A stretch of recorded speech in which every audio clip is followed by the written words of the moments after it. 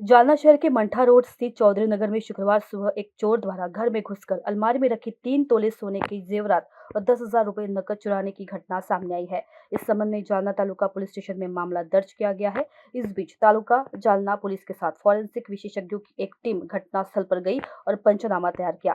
जालना शहर के मंठा रोड स्थित चौधरी नगर में चोरों ने दिन दहाड़े चोरी की वारदात को अंजाम दिया है, जिससे इलाके में भय का माहौल है। इस मामले में रेखा सदेकर की शिकायत पर तालुका पुलिस स्टेशन में मामला दर्ज कर लिया गया है और पुलिस आगे की जांच कर रही है।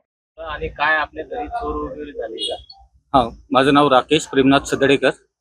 जालन्यामध्ये मी चौधरी नगरला राहतो, पोद्दार शाळेच्या पाठीमागे. आज सकाळी 11 वाजताच्या सुमारास माझ्या घरामध्ये टाळं तोडून काही अज्ञात लोकांनी चोरी केली आहे. चोरीमध्ये माझ्या घरातलं सोनं आणि 10,000 रुपये कॅश ही सर्व गेलेली आहे. 10,000 रुपये कॅश होते आणि सोनं जवळपास माझ्याकडे होतं 7 तोळं सोनं होतं. 6 ते 7 तोळं एक्झॅक्ट नाही सांगू शकत, कारण 2011चं सोनं आहे ते, त्यामुळे मी एक्झॅक्ट नाही सांगू शकत. 11 ते 11:15च्या दरम्यान. तुम्ही घरी नव्हता का? मी ऑफिसला होतो. माझी मिसेस भाजी घेण्यासाठी, आज लोकल मार्केटचा दिवस त्यामुळे भाजी घ्यायसाठी मार्केटला गेलेली. काही घरफोडी चौधरी नगर इथं परिसरामध्ये काय? रेखा राकेश सदडेकर यांच्या फिर्यादीवरून गुन्हा दाखल करण्यात आलेला आहे की घराला लॉक लावून गेले असतात त्यांच्या घरातील सोने आणि रोख रक्कम अशा मध्यवर्ती चोरट्या चोरल्या गेल्या. त्यामध्ये संशयितांची आम्हाला काही फोटो दिसलेले आहेत.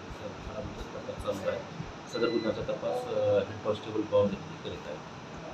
सर, यामध्ये बरेचसे गुन्हे म्हणजे बरेचसं सोनं गेलेलं आहे.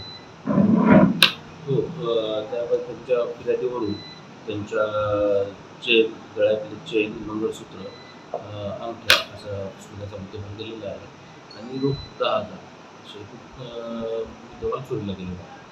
सर, बॉडी साहेबांच्याकडे बरेच गुन्हे पेंडिंग आहे. 100 गुन्हे पेंडिंग आहे.